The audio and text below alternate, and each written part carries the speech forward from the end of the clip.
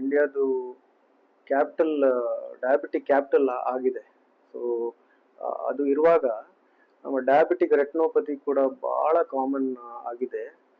ಈಗ ಮುಂಚೆ ತುಂಬ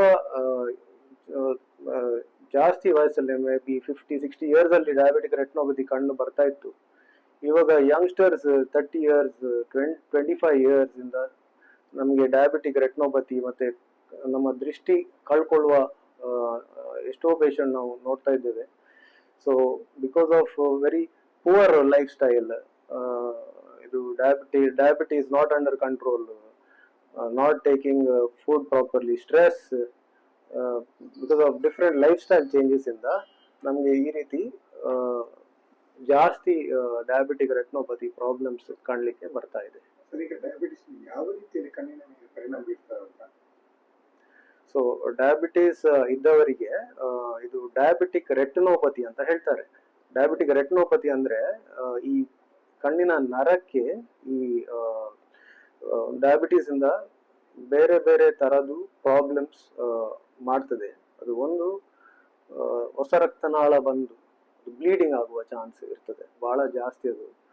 ಇನ್ನೊಂದು ಪ್ರಾಬ್ಲಮ್ ಏನಂದ್ರೆ ನರದಲ್ಲಿ ನೀರು ತುಂಬುದು. ಸೊ ಹೇಗೆ ನಮ್ಮ ಕಾಲಲ್ಲಿ ನೀವು ನೋಡಿರ್ಬೇಕು, ಕೆಲವು ಪೇಷಂಟ್ಗಳ ಕಾಲಲ್ಲಿ ಶುಗರ್ ಅಥವಾ ಈ ಕಿಡ್ನಿ ರಿಲೇಟೆಡ್ ಪ್ರಾಬ್ಲಮ್ ಇದ್ದವರಿಗೆ ಕಾಲಲ್ಲಿ ದಪ್ಪು ಇರ್ತದಲ್ಲ, ಅದೇ ರೀತಿ ಕಣ್ಣಿನ ನರದಲ್ಲಿ ಕೂಡ ನೀರು ತುಂಬುತ್ತದೆ. ಸೊ ಅವಾಗ ಕೂಡ ಈ ಡಯಾಬಿಟಿಕ್ ಮ್ಯಾಕ್ಯುಲರ್ ಎಡಿಮಾ ಅಂತ ಹೇಳ್ತಾರೆ. ಸೊ ಅದು ಕೂಡ ದೃಷ್ಟಿಗೆ ಹಾನಿಕಾರಿ. ಸೊ ಎರಡು ಟೈಪ್ ಇದು ಮೇನ್ ಪ್ರಾಬ್ಲಮ್. ಒಂದು bleeding problem, proliferative diabetic retinopathy ಅಂತ ಹೇಳ್ತಾರೆ. ಇನ್ನೊಂದು ಡಯಾಬಿಟಿಕ್ ಮ್ಯಾಕ್ಯುಲೋಪತಿ, ಅದು ಕಣ್ಣಿನ ನರದಲ್ಲಿ ನೀರು ತುಂಬುವ ಅಂತ ಒಂದು ಪ್ರಾಬ್ಲಮ್. ಅದು ಮೇನ್ ಪ್ರಾಬ್ಲಮ್. ಬೇರೆ ಏನಂದ್ರೆ ಅವರಿಗೆ ಈ ಪೇಷಂಟ್ಗಳಲ್ಲಿ ಸ್ವಲ್ಪ ಪೊರೆ ಸ್ವಲ್ಪ ಬೇಗ ಬರ್ಬೋದು. ನಾರ್ಮಲಿ ಏಜ್ ರಿಲೇಟೆಡ್ ಇರ್ತದೆ, ಮಾತ್ರ ಶುಗರ್ ಇದ್ದವರಿಗೆ ಸ್ವಲ್ಪ ಪೊರೆ ಬರುವ ಚಾನ್ಸ್ ಸ್ವಲ್ಪ ಬೇಗ ಬರ್ತದೆ. ಸಮಯಕ್ಕೆ ಸರಿಯಾಗಿ ಚಿಕಿತ್ಸೆ ಮಾಡದಿದ್ರೆ ದೃಷ್ಟಿ ಕಳೆದುಕೊಳ್ಳುವಂತ ಪರಿಸ್ಥಿತಿ ಬರ್ತದೆ. Yes, it is very important. ಏನಂದ್ರೆ every year if diabetes is detected in a person, ವರ್ಷಕ್ಕೊಮ್ಮೆ ಒಂದು ನರದು ಚಿಕಿತ್ಸೆ, ನರದು ಟೆಸ್ಟ್ ಕೂಡ ಮಾಡಬೇಕು. ಬರೀ ಕನ್ನಡಕ ಚೇಂಜ್ ಮಾಡೋದಲ್ಲ, ಒಂದು ಡ್ರಾಪ್ಸ್ ಹಾಕಿ ಒಂದು ಅರ್ಧ ಗಂಟೆ ಕೂತು ಅದು ಡ್ರಾಪ್ಸ್ ಅದು ನಮ್ಮ ಪ್ಯೂಪಲ್ ಡೈಲೇಟ್ ಆಗಿ ನರ ಒಳಗೆ ಕಣ್ಣಿನ ಒಳಗೆ ನೋಡ್ಬೇಕದು. ಬರೀ ಕನ್ನಡಕ ಕೊಟ್ರೆ ಅದು ಎಷ್ಟೋ ಜನರದ್ದು ಆ ಸ್ಟೇಜ್ ಮಿಸ್ ಆಗ್ತದೆ, ಮತ್ತೆ ಎಷ್ಟೋ ಲೇಟ್ ಆಗಿ ಬರ್ತಾರೆ ಜನರು, ಎಲ್ಲ ಡ್ಯಾಮೇಜ್ ಆದ ನಂತರ. ಸೊ ವರ್ಷಕ್ಕೊಮ್ಮೆ ಡಯಾಬಿಟಿಕ್ ರೆಟಿನೋಪತಿ ಡಯಾಬಿಟೀಸ್ ಡಿಟೆಕ್ಟ್ ಆದ್ರೆ ಪ್ರತಿ ವರ್ಷ ಅಟ್ಲೀಸ್ಟ್ ಒನ್ಸ್ ಎವ್ರಿ ಇಯರ್ ಅದು ಚೆಕ್ ಮಾಡಲೇಬೇಕು. ಒಂದು ವೇಳೆ ಡಯಾಬಿಟಿಕ್ ರೆಟಿನೋಪತಿ ಡಿಟೆಕ್ಟ್ ಆದ್ರೆ ಅದು ಸ್ಟೇಜ್ ಪ್ರಕಾರ maybe once every 6 months, every 4 months ಅವರು ನಿಮ್ಮ ಡಾಕ್ಟರ್ ಹೇಳಿದ ತರ ನೀವು ಫಾಲೋ ಅಪ್ ಮಾಡ್ತಾ ಇರಬೇಕು. ಈ ಆರಂಭಿಕ ಹಂತದಲ್ಲಿ ಕಾಣಿಸುವಂತ ಲಕ್ಷಣಗಳು ಏನು ಅಂತ ಈ ಡಯಾಬಿಟಿಸ್ ಇದ್ದವರಿಗೆ ಕಣ್ಣಿನಲ್ಲಿ ಯಾವ ರೀತಿಯ ಲಕ್ಷಣಗಳು ಕಾಣಿಸಿಕೊಳ್ತದೆ? ಓಕೆ, ವೆರಿ ಇಂಪಾರ್ಟೆಂಟ್ ಕ್ವೆಶ್ಚನ್ ಅದು. ಯಾಕೆಂದ್ರೆ most of the time diabetic retinopathy ನಮಗೆ ಗೊತ್ತೇ ಆಗಲ್ಲ. ಕಣ್ಣಿನ ಒಳಗೆ ಕಣ್ಣಿದ್ದು ದೃಷ್ಟಿ ಚೆನ್ನಾಗಿರ್ತದೆ ಲೇಟ್ ಸ್ಟೇಜ್ ತನಕ. ಅದೇ ಮೇನ್ ಪ್ರಾಬ್ಲಮ್ ಈ ಡಯಾಬಿಟಿಕ್ ರೆಟಿನೋಪತಿ. ಒಮ್ಮೆ ಆ ಕಣ್ಣಿನ ಬ್ಲರಿಂಗ್ ಆಗ್ತದೆ ಏನಂದ್ರೆ ಜಾಸ್ತಿ ಆ ಸ್ಟೇಜ್ ಪ್ರೋಗ್ರೆಸ್ ಆಗಿದೆ, ತುಂಬಾ ಲೇಟ್ ಸ್ಟೇಜಿಗೆ ಹೋಗಿದೆ ಅಂತ ಅರ್ಥ. So first patient fluctuation of sugar fluctuation ಇದ್ರೆ ಸ್ವಲ್ಪ ಬ್ಲರಿಂಗ್ ಇರ್ತದೆ ಪೇಷಂಟ್ಗೆ. ಸೊ ಅದು ಇರ್ತದೆ. ಇನ್ನೊಂದು ಫ್ಲೋಟರ್ಸ್ ಇರ್ತದೆ, ಕಪ್ಪು ಚುಕ್ಕೆ ಕಾಣೋದು. ಸೊ ಕಪ್ಪು ಚುಕ್ಕೆ ಕಾಣುವಾಗ ಏನ್ ಅರ್ಥ ಅಂದ್ರೆ ಬ್ಲೀಡಿಂಗ್ ಆಗಿದೆ ಅಂತ ಅರ್ಥ. ಸೊ ಅದು ಒಂದು ಸೈನ್ ಇರ್ತದೆ. ಇನ್ನೊಂದು blurring of vision because of macular edema. ನಿಮ್ಗೆ ನಾನು ಹೇಳಿದೆ ಅಲ್ವಾ, ಅದು ಕಣ್ಣಿನ ನರದಲ್ಲಿ ನೀರು ತುಂಬುತ್ತದೆ ಅಲ್ವಾ, ಅದರಿಂದ ಬ್ಲರಿಂಗ್ ಇರ್ತದೆ. ಕೆಲವು ಆಬ್ಜೆಕ್ಟ್ಸ್ ಬೇರೆ ಬೇರೆ ಶೇಪ್ ತರ ಕಾಣ್ಬಹುದು, ಸೆಂಟರ್ ಕೆಲವು ಮಿಸ್ ಆಗ್ಬಹುದು, ಸೆಂಟರ್ ಏರಿಯಾಸ್ ಮಿಸ್ ಆಗ್ಬಹುದು. ಸೊ ಇದೆಲ್ಲ ಕೆಲವು early science of diabetic retinopathy. ಈಗ ಎಷ್ಟು ಸಮಯದಿಂದ ಡಯಾಬಿಟಿಸ್ ಇದ್ರೆ ಕಣ್ಣಿನ ಸಮಸ್ಯೆಗಳು ಕಾಣಿಸಿಕೊಳ್ಳುವಂತ? ಮಿನಿಮಮ್ ಏನ್ ಹೇಳ್ತಾರೆ ಅಂದ್ರೆ 5 years ಡಯಾಬಿಟಿಸ್ ಇದ್ದವರಿಗೆ there is a high chance that ಅವರಿಗೆ ಡಯಾಬಿಟಿಕ್ ರೆಟಿನೋಪತಿ ಇದೆ ಅಂತ. So after 5 years of diabetes treatment or detection, every person has to do a diabetic retinopathy screening every year without fail. So it has to. ಎಷ್ಟು ಸಮಯಕ್ಕೊಮ್ಮೆ doctor ಅನ್ನು ಭೇಟಿ ಆಗ್ಬೇಕು diabetes ಇದ್ದವರು? ಅದೇ ವರ್ಷಕ್ಕೊಮ್ಮೆ ಡಯಾಬಿಟಿಸ್ ಇದ್ದವರಿಗೆ ವರ್ಷಕ್ಕೊಮ್ಮೆ. ಡಯಾಬಿಟಿಕ್ ರೆಟ್ನೋಪತಿ ಡಿಟೆಕ್ಟ್ ಆದ ನಂತರ ಅದು ಬೇರೆ ಬೇರೆ ಸ್ಟೇಜ್ ಪ್ರಕಾರ, maybe if early stage ಇದ್ರೆ maybe once in 6 months, very ಇದು ಜಾಸ್ತಿ ಗಂಭೀರ ಸ್ಟೇಜ್ ಇದ್ರೆ every 4 monthly or 3 monthly doctor ಹೇಳುವ ಪ್ರಕಾರ ಅದು ಫಾಲೋ ಅಪ್ ಮಾಡ್ತಾ ಇರ್ಬೋದು. ಅದಕ್ಕೆ ಶಸ್ತ್ರಚಿಕಿತ್ಸೆ ಮಾಡುವಂತಹ ಪರಿಸ್ಥಿತಿ ಬರ್ತದ? ಯಾವಾಗ ಬರ್ತದೆ? ಎಸ್, ಇದು ಈಗ ಶಸ್ತ್ರಚಿಕಿತ್ಸೆ ಮಾಡುವ ಪರಿಸ್ಥಿತಿ ಅಂದ್ರೆ ಅದು ಲೇಟ್ ಸ್ಟೇಜ್ ಹೋಗಿದೆ ಅಂತ ಅರ್ಥ. ಸೊ ಈ ನೋಡಿ, ಅದು ನರ ತುಂಬಾ ಡೆಲಿಕೇಟ್ ಆದದ್ದು. ನೋಡಿ, ಕಣ್ಣೇ ಎಷ್ಟು ಚಿಕ್ಕದು, ಸೊ ನಿಮ್ಗೆ ಒಳಗೆ ಅದರದ್ದು ನರ ಎಷ್ಟು ಡೆಲಿಕೇಟ್ ಅಂತ ನೀವು ಜಸ್ಟ್ ಇಮ್ಯಾಜಿನ್ ಮಾಡಬಹುದು. ಸೊ ಅದ್ರ ಮೇಲೆ ಏನಾಗ್ತದೆ ಅಂದ್ರೆ ಫಸ್ಟ್ ಅದು ಬ್ಲೀಡಿಂಗ್ ಆಗ್ತದೆ. ಓಕೆ, ಸೊ ಬರೀ ಬ್ಲೀಡಿಂಗ್ ಇದ್ರೆ ನಮ್ಗೆ ಅದು ಸರ್ಜರಿ ಮಾಡಿ ಕ್ಲಿಯರ್ ಮಾಡ್ಬೋದು, ವೆರಿ ಈಸಿಲಿ ಕ್ಲಿಯರ್ ಮಾಡ್ಬೋದು.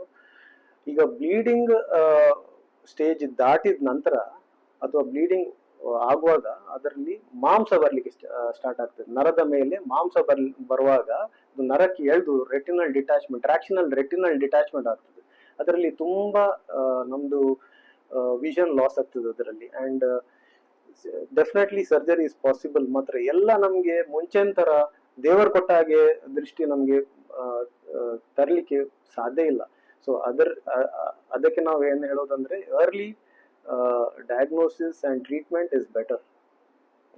ಸೊ ಯಾವಾಗ ಅದು ಪ್ರಾಲಿಫರೇಟಿವ್ ಸ್ಟೇಜ್ ಹೋಗ್ತದೆ ಅಂದ್ರೆ ಹೊಸ ರಕ್ತನಾಳ ಸ್ಟೇಜ್ ಹೋಗ್ತದೆ, ಅವಾಗ ಲೇಸರ್ ಮಾಡಿ ಅದಕ್ಕೆ ಟ್ರೀಟ್ಮೆಂಟ್ ಮಾಡೋದು better, instead of it going in to surgical stage.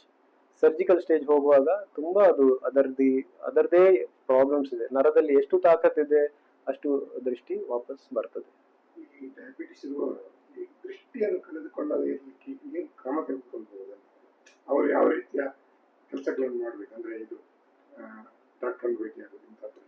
ನೋಡಿ, ಫಸ್ಟ್ ಆಫ್ ಫಾರ್ಮೋಸ್ಟ್ ಬರೀ ಡಯಾಬಿಟೀಸ್ ಅಲ್ಲ. ಸೊ ಡಯಾಬಿಟೀಸ್ ಅಸೋಸಿಯೇಟೆಡ್ ಅಂದ್ರೆ ಕಿಡ್ನಿ ಪ್ರಾಬ್ಲಮ್ಸ್ ಇದು ಸಾಲ್ವ್ ಮಾಡ್ಬೇಕು. ಅವರು ಕಿಡ್ನಿ ಕ್ರಿಯಾಟಿನಿನ್ ಜಾಸ್ತಿ ಇದ್ರೆ ಅದರ ಟ್ರೀಟ್ಮೆಂಟ್, ಬ್ಲಡ್ ಪ್ರೆಷರ್ ಇದು ಟ್ರೀಟ್ಮೆಂಟ್. ಸೊ ಹಾರ್ಟ್ ರೆಗ್ಯುಲರ್ ಆಗಿ ಚೆಕ್ಅಪ್ ಮಾಡಬೇಕು. So it's not just about diabetes only, it has to be a holistic treatment. And then diet ಸಹ ಚೆನ್ನಾಗಿರ್ಬೇಕು. And very important is exercise. Stress ತುಂಬಾ it has to be under control. So all these factors are very important to check for this well-being of the person. ಈ diabetes ಇರುವವರಲ್ಲಿ ಕಣ್ಣಿನ ಸಮಸ್ಯೆ ಹೆಚ್ಚಾಗುವಂತ ಏನಾದರೂ drops ಇದೆ? Sir, ನಮಗೆ ಈಗ ಕಣ್ಣಿನ ಸಮಸ್ಯೆ ಈ ಡಯಾಬಿಟಿಸ್ ಇರುವವರಲ್ಲಿ ಜಾಸ್ತಿ ಆಗ್ತಾ ಇದೆ ಏನಾದರೂ ಅಂತದ್ದು ಇದಿದೆ ಅಂತ? ಎಸ್ ಸರ್, ಹೌದು. ಈಗ ಲೈಫ್ ಸ್ಟೈಲ್ ಚೇಂಜಸ್ ಆದ ನಂತರ ಮತ್ತೆ ಈ diet related and stress related issues ಬಂದ ನಂತರ we are seeing a lot of youngsters developing diabetic retinopathy and have lost vision. So it is ನೋಡಿ, ಆ ಪ್ರೊಡಕ್ಟಿವ್ ಏಜ್ ಗ್ರೂಪ್ ಅಲ್ವಾ ಇದೆಲ್ಲ, ಕೆಲಸ ಮಾಡಿ ಅವ್ರು ದುಡಿಯೋ ಏಜ್. ಸೊ ಆ ಟೈಮಲ್ಲಿ ಅವರಿಗೆ ಅಷ್ಟು ಡ್ಯಾಮೇಜ್ ಆದ್ರೆ ನರದಲ್ಲಿ ಎಷ್ಟೋ ಜನರು ಬ್ಲೈಂಡ್ ಆಗಿದ್ದಾರೆ ಇದರಿಂದ. So it's very important to do the proper testing for diabetic retinopathy. Don't just change glasses. ಬರೀ ಗ್ಲಾಸ್ ಚೇಂಜ್ ಮಾಡೋದ್ರಲ್ಲಿ ಇದು ಆಗಲ್ಲ. You have to do retinal examination. ಅದಕ್ಕೆ ಫಂಡಸ್ ಎಕ್ಸಾಮಿನೇಷನ್, ರೆಟಿನಲ್ ಟೆಸ್ಟ್ ಅಂತ ಹೇಳ್ತಾರೆ, ಅಥವಾ ನರದು ಟೆಸ್ಟ್ ಅಂತ ಹೇಳ್ತಾರೆ. So that has to be done by person who is having diabetes.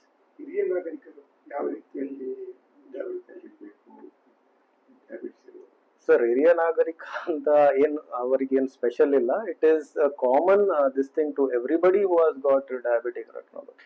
Only thing is that ಅವರಿಗೆ ಅಸೋಸಿಯೇಟೆಡ್ ಅದರ್ ಇಶ್ಯೂಸ್ ಇರ್ತದೆ, ಲೈಕ್ ಕ್ಯಾಟ್ರಾಕ್ಟ್ ಫಾರ್ಮೇಷನ್ ಇರಬಹುದು. ಸೊ ಅದಕ್ಕೆ ಬೇಕಾಗಿ ಅದರದ್ದು ಶಸ್ತ್ರಚಿಕಿತ್ಸೆ ಮಾಡಲಿಕ್ಕೆ ಇರಬಹುದು. So with that they also need to get their retina checked every year or every 6 months. ನೋಡಿ, ಇನ್ನೊಂದು ಏನು ರಾಂಗ್ ಕಲ್ಪನೆ ಅಂದ್ರೆ, ಒಮ್ಮೆ ಪೊರೆದ ಆಪರೇಷನ್ ಅಥವಾ ಕ್ಯಾಟ್ರಾಕ್ಟ್ ಆಪರೇಷನ್ ಆದ್ರೆ ಜನರು ತಿಳ್ಕೊಳ್ತಾರೆ ಎಲ್ಲ ಸಾಲ್ವ್ ಆಯ್ತಂತ, ನರದ್ದು ಪ್ರಾಬ್ಲಮ್ಸ್ ಅಥವಾ ಡಯಾಬಿಟಿಕ್ ರೆಟಿನೋಪತಿ ಇರುವುದಿಲ್ಲ. ಅದಲ್ಲ. ಸೊ ಶುಗರ್, ಈ ಪೊರೆದು ಆಪರೇಷನ್ ಆದ ನಂತರ ಈ ಅಡ್ವಾನ್ಸ್ ಆಗೋದು, ಈ ಡಯಾಬಿಟಿಕ್ ರೆಟಿನೋಪತಿ ಸ್ಟೇಜಸ್ ಅಡ್ವಾನ್ಸ್ ಆಗೋದು ಇನ್ನೂ ಜಾಸ್ತಿ, ಇನ್ನೂ ಫಾಸ್ಟರ್ ಆಗ್ತದೆ. So progression is faster in after surgery, after cataract surgery. So ಅವಾಗ ಇನ್ನೂ ಕೇರ್ಫುಲ್ ಆಗಿರ್ಬೇಕು, ಇನ್ನೂ 6 ತಿಂಗಳಿಗೆ ಒಮ್ಮೆ ಟೆಸ್ಟಿಂಗ್ ಮಾಡ್ತಾ ಇರಬೇಕು. ದೃಷ್ಟಿ ಕಳೆದುಕೊಳ್ಳೋದನ್ನು ತಪ್ಪಿಸ್ಲಿಕ್ಕೆ ಅಂದ್ರೆ ಡಯಾಬಿಟಿಸ್ ಯಾವ ಪ್ರಮುಖ ವಿಷಯಗಳನ್ನು ಅನುಸರಿಸಬೇಕು ಅಂತ? Sir, good diet, good lifestyle,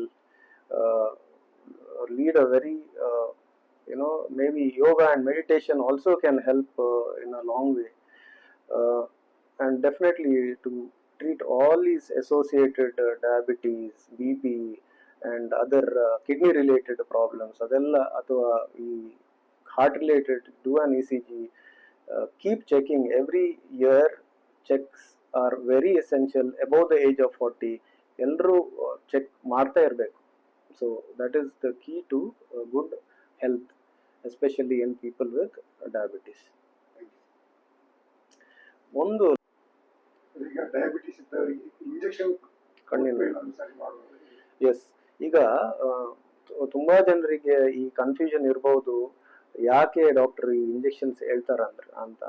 so ಏನಾಗ್ತದೆ ಅಂದ್ರೆ, ಸ್ಟಾರ್ಟಿಂಗ್ ಸ್ಟೇಜ್ ಬಂದ್ರೆ laser is the best form of treatment. Starting stage ಅಲ್ಲಿ ಫಾರ್ ಹೊಸ ರಕ್ತನಾಳ ಬಂದ್ರೆ ಕೂಡ ಅದಕ್ಕೆ laser is the best form of treatment. ಸ್ವಲ್ಪ ಸ್ವೆಲ್ಲಿಂಗ್ ಬಂದ್ರೆ ಕೂಡ laser can treat, but to an extent. So ಕೆಲವೊಮ್ಮೆ ಏನಾಗ್ತದೆ ಅಂದ್ರೆ, ಆ ಸ್ವೆಲ್ಲಿಂಗ್ ಇದೆಯಲ್ಲ ತುಂಬಾ ಜಾಸ್ತಿ ಇರ್ತದೆ, ನರದಲ್ಲಿ ಒಂದು ಈ ಪರ್ವತ ಇದ್ದಾಗಿ ಇರ್ತದೆ, ನೀರು ತುಂಬಿ. ಸೊ ಆ ಟೈಮಲ್ಲಿ ನಮಗೆ ಲೇಸರ್ ಆಗಲ್ಲ, ಆ ಪೇಷಂಟ್ಸ್ಗಳಿಗೆ ಕೊಡೋಕೆ ಲೇಸರ್ ಪಾಸ್ ಆಗುದಿಲ್ಲ. ಸೊ ಅದಕ್ಕೆ ಇಂಜೆಕ್ಷನ್ ಕೊಟ್ಟು ಸ್ವೆಲ್ಲಿಂಗ್ ಕಮ್ಮಿ ಮಾಡಿ ಮತ್ತೆ ಲೇಸರ್ ಮಾಡಬೇಕಾಗ್ತದೆ. ಸೊ ಇಂಜೆಕ್ಷನ್ ಅಲ್ಲಿ ಜನರಿಗೆ ತುಂಬಾ ಭಯ ಇರ್ತದೆ, ಯಾಕೆ ಇಂಜೆಕ್ಷನ್, ಏನೋ ಸೈಡ್ ಎಫೆಕ್ಟ್ ಇರ್ಬಹುದಂತ. ಮಾತ್ರ injection nowadays is very it has been time tested. ಇದು ಹೊಸತಲ್ಲ, we have been doing since 20-30 years ಇಂದ ಇಂಜೆಕ್ಷನ್ಸ್ ಇದೆ. ಇಂಟ್ರಾವಿಟ್ರಿಯಲ್ ಇಂಜೆಕ್ಷನ್ಸ್ ಅಂತ ಹೇಳಿ ಬೇರೆ ರೀತಿಯ ಬೇರೆ ಟೈಪ್ ಇದೆ, ಬೇರೆ class of injections are there. ಅದು ನಿಮ್ಮ ಡಾಕ್ಟರ್ ನಿಮಗೆ ಹೇಳ್ಬಹುದು. But very important to do that injections at the right time, so that we can treat that leaking vessels ಇರ್ತದೆ, ಅಂದ್ರೆ ರಕ್ತನಾಳ ಲೀಕೇಜ್ ಆಗ್ತದೆ. ಸೊ ಅದು ಏನ್ ಮಾಡ್ತದೆ, ಈ ಇಂಜೆಕ್ಷನ್ಸ್ ಅದು ಲೀಕೇಜ್ ಸ್ಟಾಪ್ ಮಾಡಿ ನಮಗೆ ಲೇಸರ್ ಮಾಡಲಿಕ್ಕೆ ಅದಕ್ಕೆ ಅನುಕೂಲ ಮಾಡಿ ಕೊಡ್ತದೆ. ಸೊ ಅದರದ್ದು reason for giving the injection is that.